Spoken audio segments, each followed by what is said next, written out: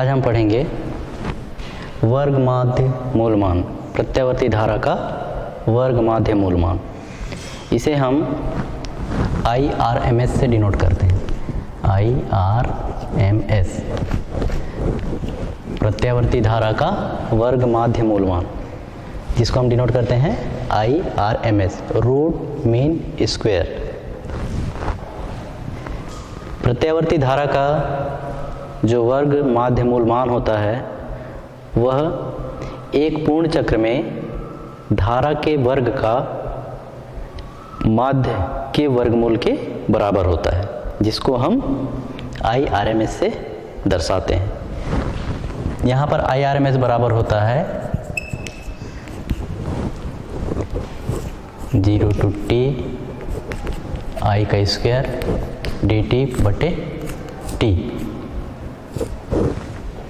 ये है धारा का वर्ग का माध्य और इसके वर्गमूल के बराबर होता है IRMS वैल्यू। मतलब वर्ग माध्य मूलमान जो होता है प्रत्यावर्ती धारा का, वह धारा के वर्ग के माध्य के वर्गमूल के बराबर होता है। एक पूर्ण चक्र में धारा के वर्ग के माध्य के वर्गमूल के बराबर होता है। तो IRMS value is equal to वर्गमूल के अंदर I का वर्ग का समाकलन 0 से t तक बटे कैपिटल T और इसका वर्गमूल। अब हम इसके बाद देखेंगे प्रत्यावर्ती धारा के IRMS वैल्यू और फिर इसका जो शिखर मान है उसके बीच क्या संबंध होता है।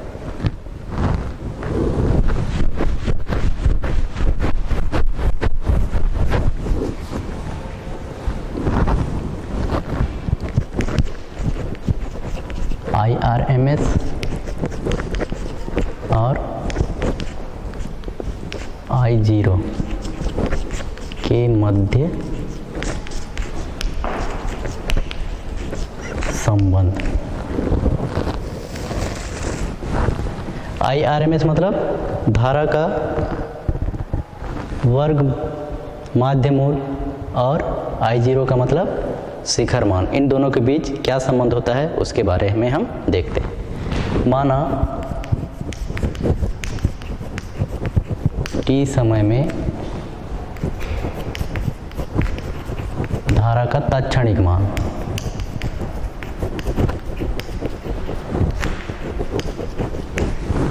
इसको हम डिनोट करते हैं I is equal to I0 sine omega t से। इसको हम देते हैं इक्वेशन नंबर पहला। अब यदि प्रत्यावर्ती धारा का वर्ग माध्य मूलमान को यदि हम IRMS से डिनोट करें तो हमारे पास सूत्र है, अब IRMS इक्वल टू होता है वर्गमूल 0 to t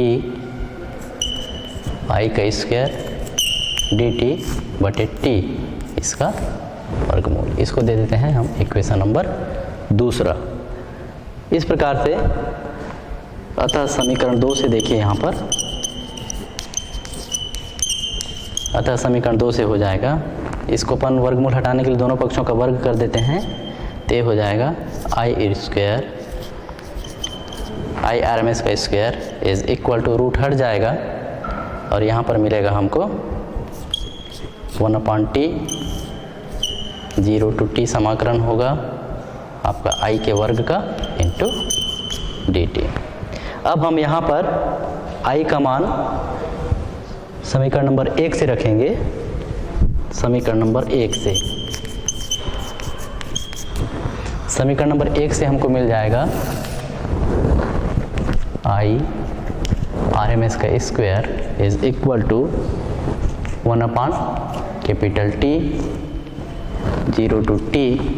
यहाँ पर मान रख देते हैं। I का मान कितना है, I0 साइन ओमेगा t पूरे का स्क्वायर इंटू dt। इसके बाद देखिए यहाँ पर हम इसको आगे लिख सकते हैं IRMS का स्क्वायर इज इक्वल टू, यहाँ पर देखिए ब्रैकेट के अंदर है I0 साइन ओमेगा t का स्क्वायर, टोटल ब्रैकेट के अंदर है, तो यहाँ से I0 का वर्ग बाहर आ जाएगा, तो ये I0 का वर्ग बाहर आ गया बटे t अंदर में बचेगा केवल साइन ओमेगा टी का स्क्वायर, तो इसको हम लिखेंगे sign square omega T into D T. इसको दे देते हैं हम इक्वेशन नंबर तीसरा। अब इस इक्वेशन नंबर तीसरे को हल करने के लिए यहाँ पर देखिए साइन स्क्वायर ओमेगा टी को हम कैसे समाकलन करेंगे। तो यहाँ पर हमारे पास एक फार्मूला है, क्योंकि हमको पता है cos 2 ओमेगा टी बराबर होता है 1 minus 2 sine square omega t. cos 2 omega t equal to होता है 1 minus 2 sine square omega t. यहाँ से हमको मिल जाता है, जब हम इसको हल करते हैं तो साइन स्क्वायर ओमेगा टी बराबर ये मिल जाएगा, इसको इधर पक्षांतर करेंगे और ये इधर चला जाएगा तो ये मिलेगा 1 माइनस cos 2 ओमेगा टी पूरे का बटे ये जो गुणांक है इसको एक बार ऐसा लिख देते हैं 2 into sine square omega t is equal to, इसको उधर पक्षांतर कर दिए 1 माइनस cos 2 ओमेगा टी, या इसी को हम आगे लिखेंगे तो ये हो जाएगा साइन स्क्वायर ओमेगा टी बराबर 1/2 ब्रैकेट के अंदर हो जाएगा 1 माइनस cos 2 ओमेगा टी। इस मान को हम समीकरण नंबर 3 में रखेंगे। यहाँ पर लिखिए इस मान को समीकरण 3 में रखने पर साइन स्क्वायर ओमेगा टी के मान को हम समीकरण नंबर 3 में रखेंगे। कितना रखेंगे 1/2 1 माइनस cos 2 ओमेगा टी। और एक मान और रखना है, रखने पर तथा हम यहाँ पर रखेंगे t बराबर 2 पाई बाई ओमेगा। t बराबर कितना रखेंगे 2 पाई बाई ओमेगा। फिर रखने पर दो मान रखेंगे हम यहाँ पर समीकरण नंबर 3 में, एक साइन स्क्वायर ओमेगा टी बराबर रखेंगे 1/2 1 माइनस cos 2 ओमेगा टी, और रखेंगे t बराबर रखेंगे 2 पाई बटे ओमेगा, क्योंकि हमको पता है आवर्तकाल जो t है उसका मान होता है 2 पाई बटे ओमेगा, जहाँ ओमेगा कोणीय वेग है। इसके बाद अब यहाँ पर देखिए आगे इधर हल करते हैं इसको।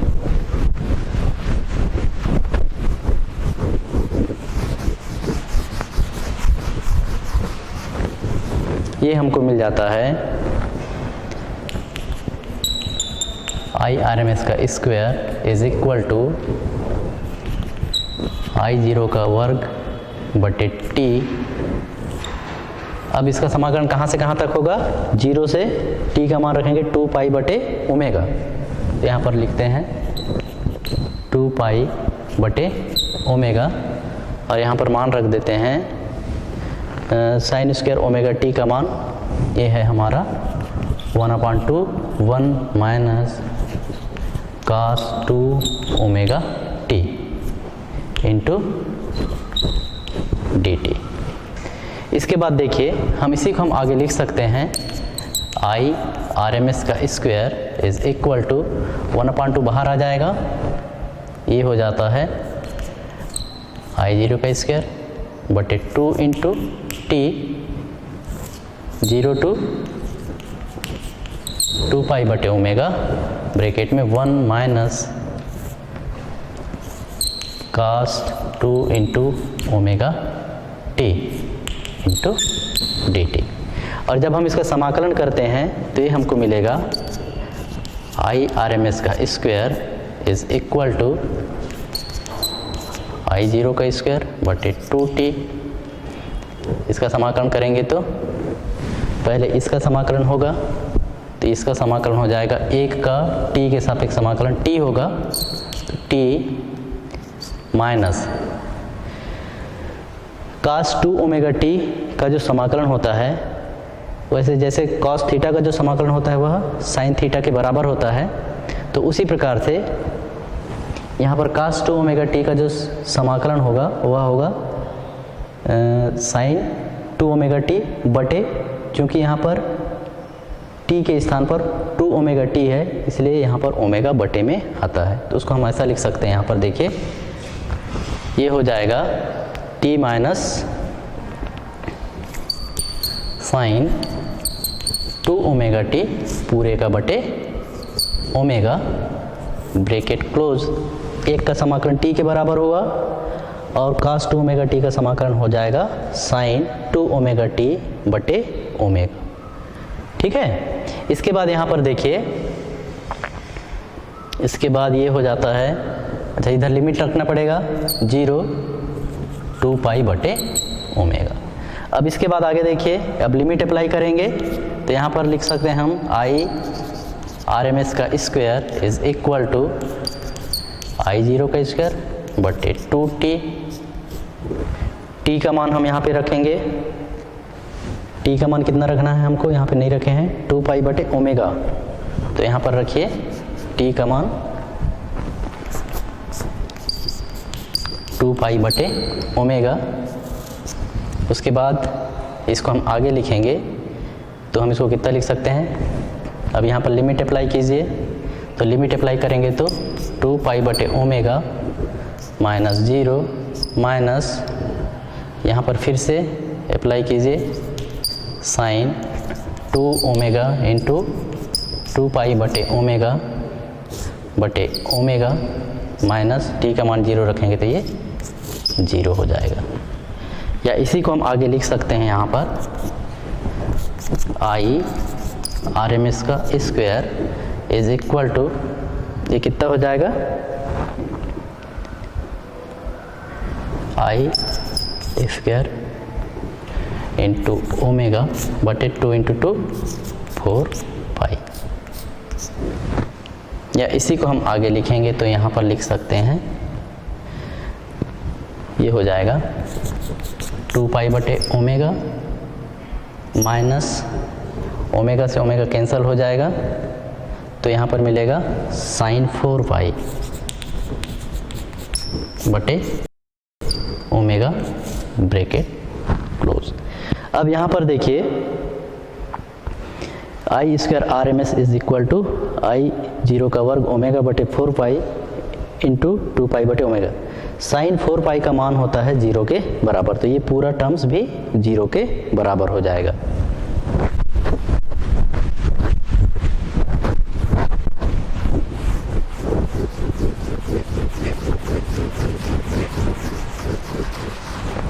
यहाँ लिख सकते हैं, चूंकि sine 4 pi is equal to 0, अतः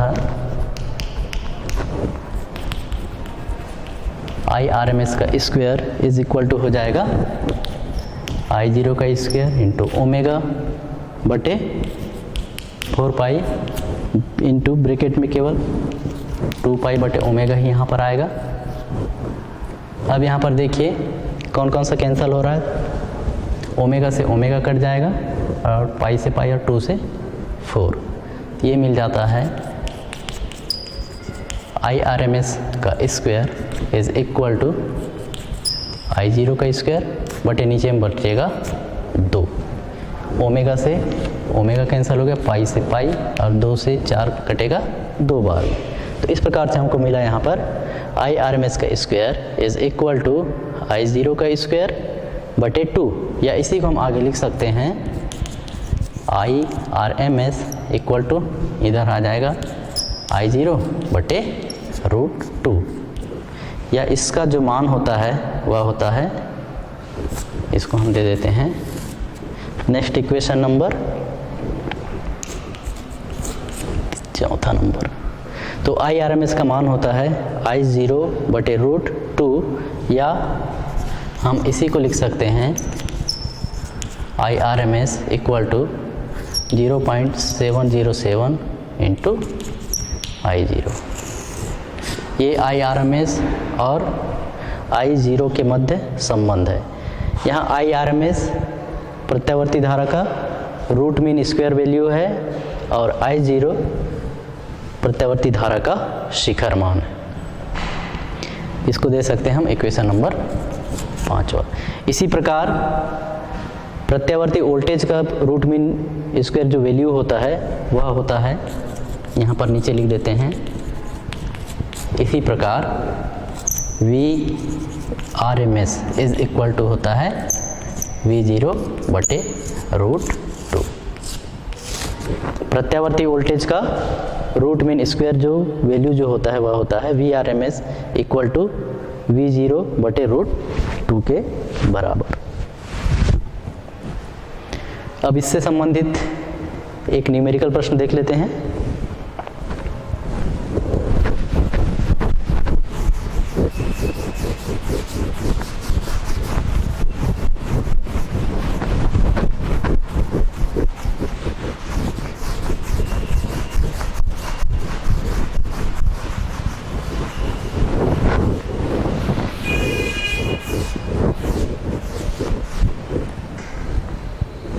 अंक प्रश्न।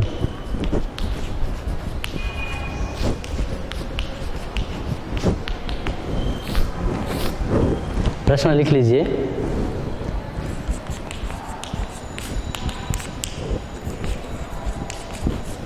किसी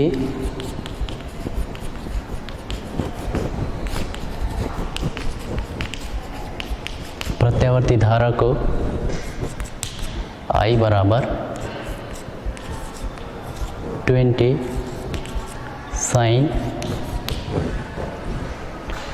sin ओमेगा t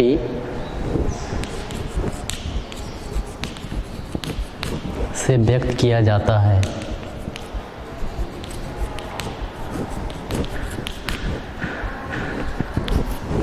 तो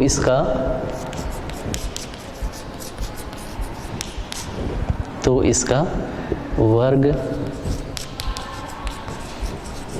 माध्य मूल मान ज्ञात कीजिए।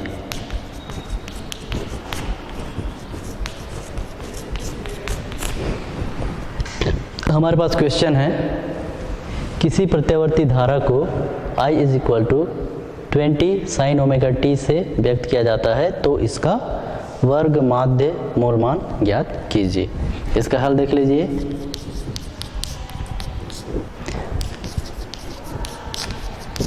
दिया है यहाँ पर I बराबर 20 sin ओमेगा t, ठीक है।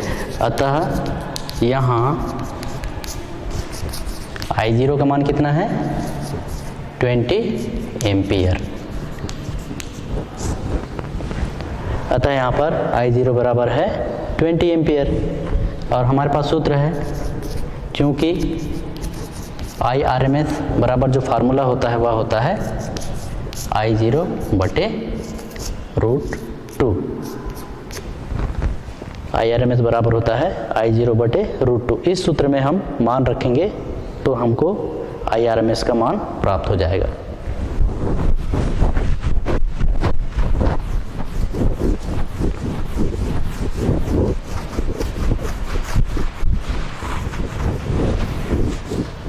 इसमें मान रख दीजिए, तो ये हो जाता है Irms बराबर I0 का मान कितना है, 20 एम्पियर, तो 20/√2।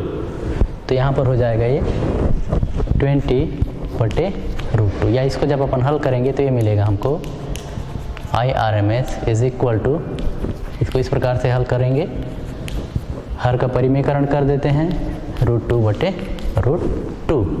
तो यहाँ से हमको मिल जाएगा Irms बराबर 20 × √2/√2 × √2 हो जाएगा।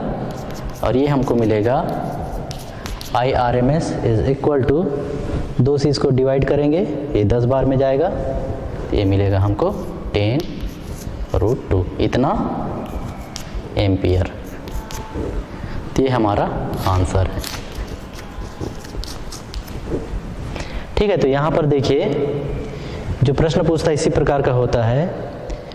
कोई प्रत्यावर्ती धारा दिया रहेगा या उसमें जो मान दिए रहेंगे और उसमें से हमको RMS वैल्यू ज्ञात करना होता है।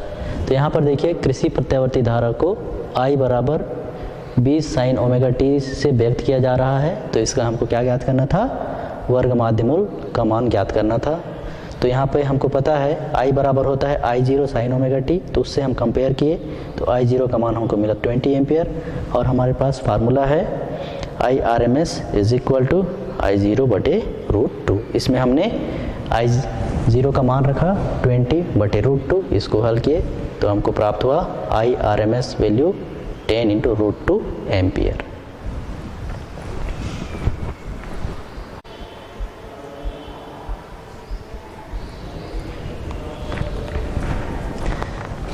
इसके बाद हम देखते हैं, ये हमारा आंकिक प्रश्न था। इसके बाद हम देखते हैं प्रत्यावर्ती धारा परिपथ में अग्रता और पश्चता।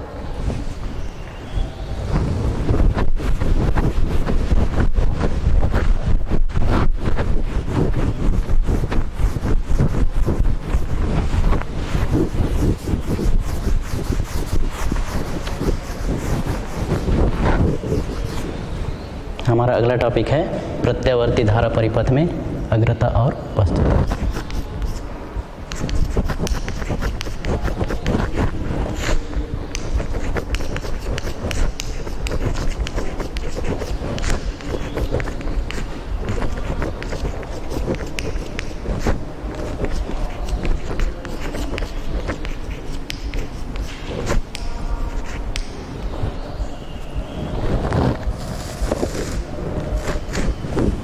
प्रत्यावर्ती धारा परिपथ में अग्रता एवं पश्चता हम किसे कहते हैं? सामान्यतः जो प्रत्यावर्ती धारा परिपथ में जो प्रत्यावर्ती धारा होता है और जो प्रत्यावर्ती वोल्टेज जो होते हैं वे सामान्यतः समान कला में होते हैं, उनमें कोई अग्रता और पश्चता नहीं होती। अर्थात इसमें ऐसा होता है, जब प्रत्यावर्ती धारा अधिकतम होता है तो उस स्थिति में प्रत्यावर्ती वोल्टेज भी अधिकतम होता है, और जब प्रत्यावर्ती धारा कम, उसका मान कम होता है तो उस स्थिति में जो प्रत्यावर्ती जो वोल्टेज जो होता है उसका मान भी कम होता है। लेकिन ऐसा हमेशा हो यह ज़रूरी नहीं है। कुछ स्थिति ऐसे होती है कि जिसमें धारा, जो प्रत्यावर्ती जो धारा है वह प्रत्यावर्ती वोल्टेज से पहले ही अधिकतम हो जाता है, या कुछ स्थिति ऐसे होता है कि उसमें जो प्रत्यावर्ती जो धारा है वह प्रत्यावर्ती वोल्टेज के अधिकतम होने के बाद में अधिकतम होता है। तो इन्हीं स्थितियों को हम बोलते हैं प्रत्यावर्ती धारा परिपथ में अग्रता और पश्चता। तो यहाँ पर कुछ स्थितियाँ हैं, उसके बारे में अपन देखते हैं यहाँ पर। तो पहले हम देखते हैं जब प्रत्यावर्ती धारा और जो प्रत्यावर्ती जो वोल्टेज हैं वे समान कला में हो। पहली स्थिति, जब प्रत्यावर्ती धारा और प्रत्यावर्ती वोल्टेज ये समान कला में हो।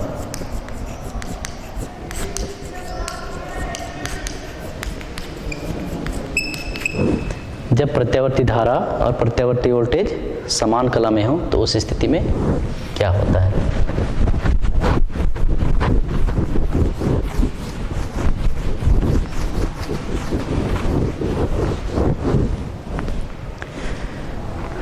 इस स्थिति में प्रत्यावर्ती धारा और जो प्रत्यावर्ती जो वोल्टेज जो होते हैं उनके बीच कोई अग्रता या पश्चता नहीं होती। हम उसको इस प्रकार से व्यक्त करते हैं, यहाँ धारा के समीकरण को व्यक्त करेंगे, प्रत्यावर्ती धारा के समीकरण को I is equal to I0 sine omega t, इससे व्यक्त करेंगे। और फिर वोल्टेज का जो समीकरण है तथा वोल्टेज को डिनोट करेंगे V बराबर V0 साइन ओमेगा टी। अर्थात इस स्थिति में प्रत्यावर्ती धारा और प्रत्यावर्ती वोल्टेज इन दोनों के बीच कोई कलांतर नहीं है, और कलांतर नहीं है का मतलब है कि इन दोनों के बीच कोई अग्रता या पश्चता नहीं है। अर्थात जिस स्थिति में प्रत्यावर्ती धारा का मान अधिकतम होता है उसी समय प्रत्यावर्ती वोल्टेज का मान भी अधिकतम होता है, और जिस समय प्रत्यावर्ती धारा का मान न्यूनतम होता है तो उस स्थिति में प्रत्यावर्ती वोल्टेज का जो मान है वह भी न्यूनतम होता है। इसको हम एक ग्राफ के माध्यम से देख सकते हैं। यहाँ पर देखिए, ये एक्स एक्सिस है, ये वाई एक्सिस है और ये मूल बिंदु है। इधर हम टाइम समय के साथ परिवर्तन देखते हैं किसके बीच, आई और वोल्टेज के बीच। इधर आई और वोल्टेज को दर्शा रहे हैं। यदि हम हमारा जो पहला जो ग्राफ है इस प्रकार से है, सपोज ये प्रत्यावर्ती वोल्टेज को दर्शा रहा है, या इसको अपन यहाँ पर लिख सकते हैं V बराबर V0 साइन ओमेगा टी। ये जो ग्राफ है यह प्रत्यावर्ती वोल्टेज को दर्शा रहा है। तो उस स्थिति में यहाँ पर हम डॉटेड लाइन से इस प्रकार से हम ऐसा बना सकते हैं। सपोज ये जो है ये दर्शा रहा है I बराबर I0 साइन ओमेगा टी को। तो हम यहाँ पर देख सकते हैं स्पष्टतः जिस स्थिति में वोल्टेज का मान अधिकतम है उसी समय धारा का मान भी अधिकतम है, और जिस समय वोल्टेज जीरो हुआ है उसी कंडीशन में धारा का मान भी जीरो हुआ है। और इधर नीचे की ओर भी देखें तो जिस समय वोल्टेज का मान ऋणात्मक दिशा में अधिकतम हुआ है उसी समय धारा का मान भी ऋणात्मक दिशा में अधिकतम हुआ है। तो इसका मतलब ये है कि यहाँ पर जो प्रत्यावर्ती धारा है और जो प्रत्यावर्ती वोल्टेज है दोनों समान कला में है और इनके बीच कोई अग्रता या पश्चता नहीं है। इसके बाद हम देखते हैं दूसरी स्थिति।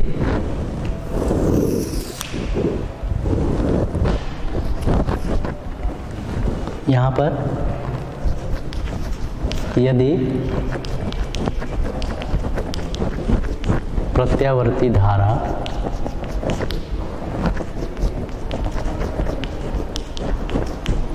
प्रत्यावर्ती वोल्टेज से अग्रगामी हो,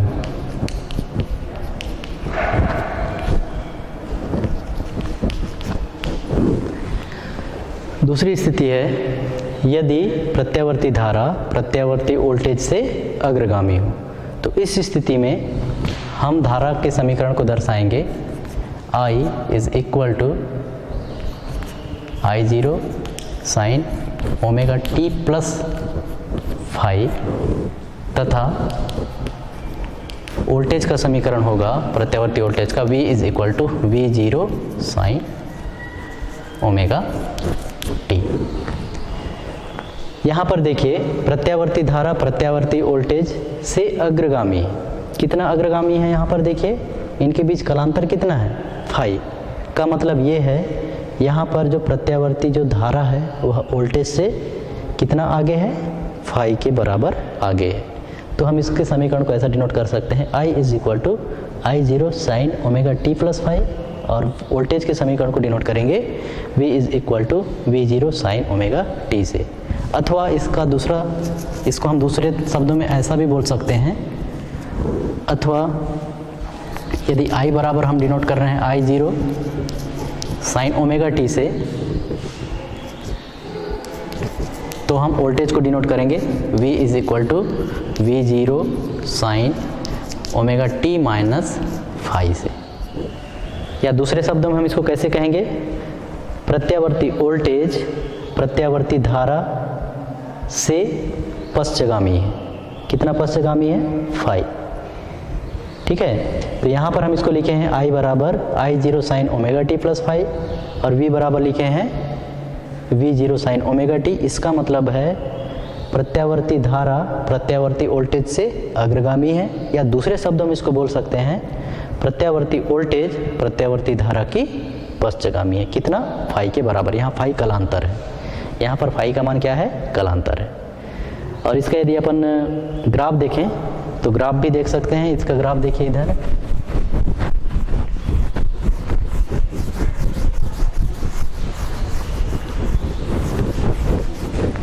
इसके ग्राफ को हम देख सकते हैं। यहाँ पर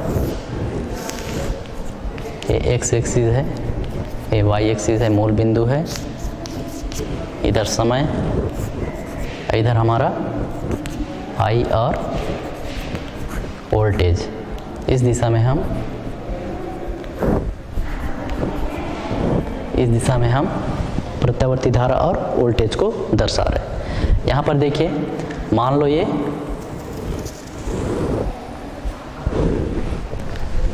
लो ये प्रत्यावर्ती वोल्टेज को डिनोट कर रहा है। तो उस स्थिति में जो चूंकि यहाँ पर प्रत्यावर्ती जो धारा है प्रत्यावर्ती वोल्टेज के अग्रगामी हो रहा है, तो इसलिए यहाँ पर देखेंगे जब इसका मान न्यूनतम है तो प्रत्यावर्ती जो धारा है वह पहले ही अधिकतम हो गया है।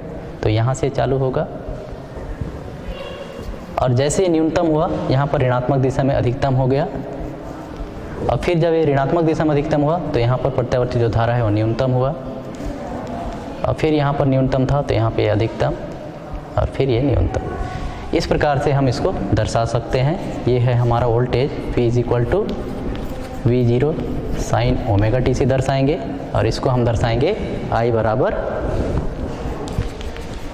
I0 sine omega t plus phi से। तो इस प्रकार से हम इस ग्राफ के माध्यम से देख सकते हैं कि यहाँ पर जब प्रत्यावर्ती वोल्टेज का मान जब न्यूनतम रहता है तो उस स्थिति में प्रत्यावर्ती धारा का मान अधिकतम है, और जब प्रत्यावर्ती धारा का मान न्यूनतम है तो उस स्थिति में प्रत्यावर्ती वोल्टेज का मान अधिकतम है। इसका मतलब प्रत्यावर्ती धारा प्रत्यावर्ती वोल्टेज की अग्रगामी है। अब इसके बाद यहाँ पर तीसरी स्थिति देखते हैं।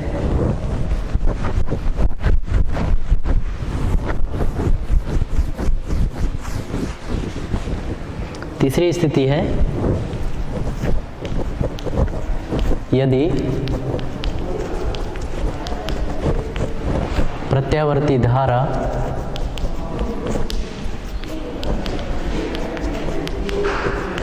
प्रत्यावर्ती वोल्टेज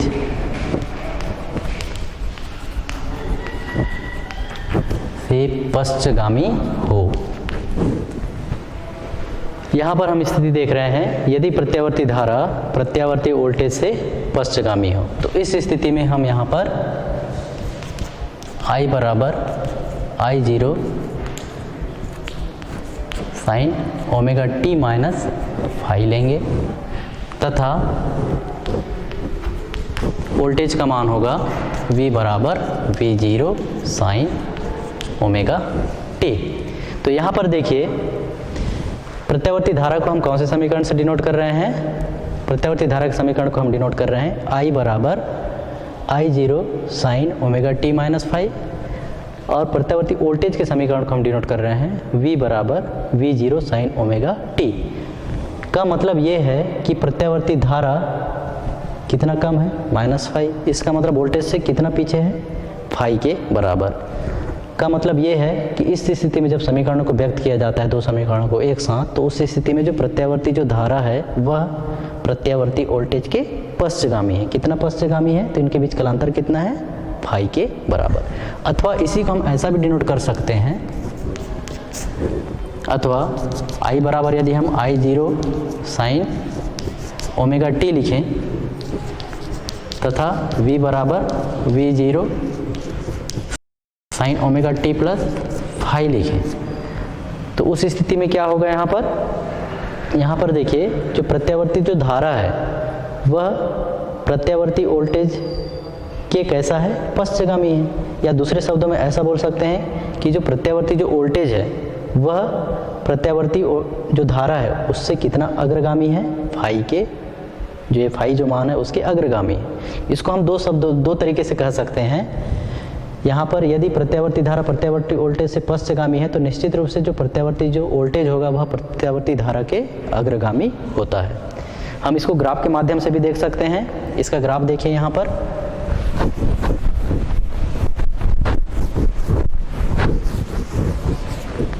इसके ग्राफ को हम इस प्रकार से बना सकते हैं कि एक्स एक्सिस है, ये वाई एक्सिस है, और ये मूल बिंदु है। इस दिशा में समय को दर्शा रहे हैं, इधर हम धारा और प्रत्यावर्ती वोल्टेज को ले रहे हैं। यहाँ पर देख सकते हैं हम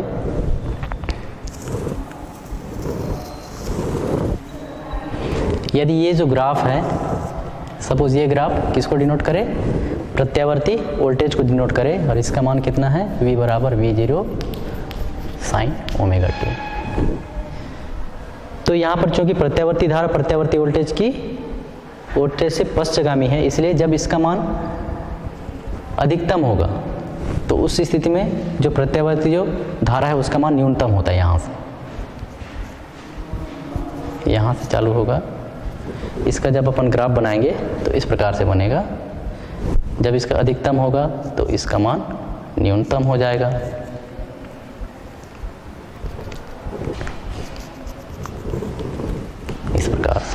और ये जो ग्राफ होगा ये होगा I is equal to I0 sine omega t minus five. यहाँ हम स्पष्टतः देख सकते हैं जब प्रत्यावर्ती वोल्टेज का मान अधिकतम है तो उस स्थिति में प्रत्यावर्ती धारा का मान इस पॉइंट में यहाँ पर देखिए, और जब यहाँ पर प्रत्यावर्ती वोल्टेज का मान न्यूनतम है तो उस स्थिति में प्रत्यावर्ती धारा का मान अधिकतम है। तो इस स्थिति में हम कहते हैं कि प्रत्यावर्ती धारा प्रत्यावर्ती वोल्टेज से पश्चगामी है, या दूसरे शब्दों में बोल सकते हैं जो प्रत्यावर्ती वोल्टेज है वह प्रत्यावर्ती धारा की अग्रगामी है।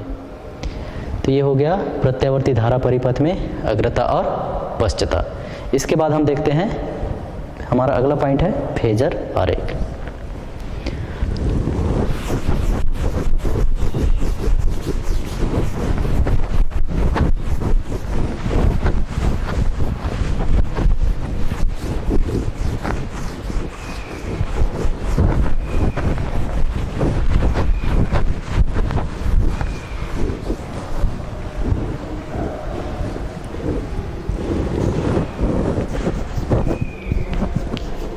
फेजर आरेख। फेजर आरेख अब हम किसको कहेंगे? यदि हम प्रत्यावर्ती वोल्टेज और प्रत्यावर्ती जो धारा है जिनके मध्य कोई कलांतर है उसको हम फेजर के रूप में किसी ग्राफ के माध्यम से बताएं तो उसे हम फेजर आरेख कहते हैं। ठीक है, मतलब यदि प्रत्यावर्ती धारा और प्रत्यावर्ती वोल्टेज के बीच यदि कोई कलांतर हो और उसे हम फेजर के रूप में किसी ग्राफ के माध्यम से दर्शाते हैं तो उसे हम फेजर आरेख कहते हैं। यहाँ पर देखिए, यदि हमारे पास है धारा का प्रत्यावर्ती धारा का समीकरण I is equal to I0 sine omega t तथा V बराबर है V0 sine omega t plus five. ठीक है, यदि हमारे पास I इज इक्वल टू है I0 साइन ओमेगा टी और V बराबर है V0 sine omega t plus five, तो उस स्थिति में यदि हम इसको फेजर आरेख के रूप में दर्शाएं तो निम्न प्रकार से दर्शा सकते हैं। यहाँ पर इसको ग्राफ बना सकते हैं, ये एक्स एक्सिस है और ये वाई एक्सिस है और ये हमारा मूल बिंदु है। तो यहाँ पर देखिए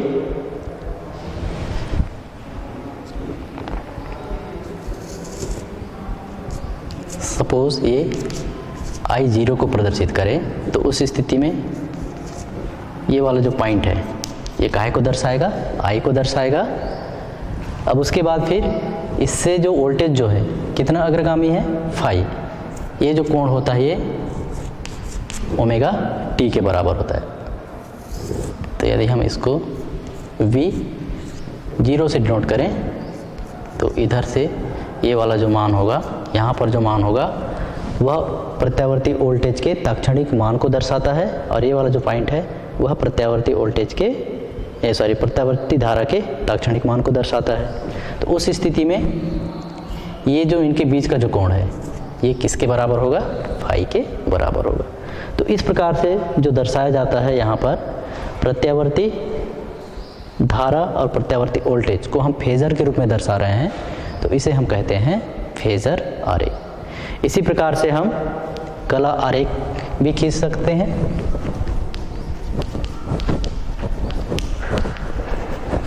कला आरेख, कला आरेख में केवल फाई के मान को ही, जो कलांतर होता है उसके मान को ही दर्शाया जाता है। तब हम उस स्थिति में जो आरेख होता है उसको हम कला आरेख कहते हैं। ठीक है, तो यहाँ पर देखिए यदि ये है एक्स एक्सिस और ये है वाई एक्सिस और ये हमारा मूल बिंदु है।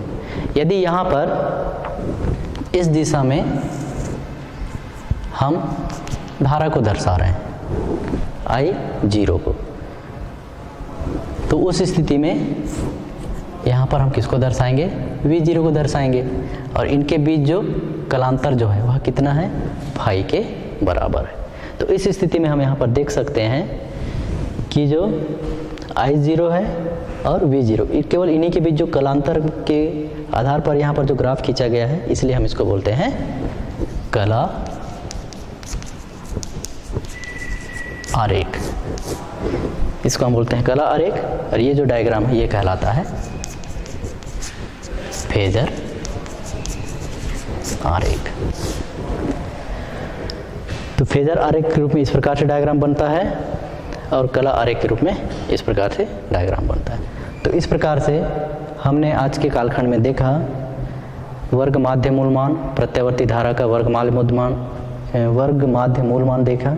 उसके बाद फिर प्रत्यावर्ती धारा परिपथ में अग्रता एवं पश्चता कैसे होती है उसके बारे में जाने, और उसके बाद हमने देखा फेजर आरेख कैसे बनाया जाता है प्रत्यावर्ती धारा और प्रत्यावर्ती वोल्टेज के बीच, और साथ ही साथ कला आरेख प्रत्यावर्ती धारा और प्रत्यावर्ती वोल्टेज के बीच कैसा खींचते हैं, ये हमने आज देखा।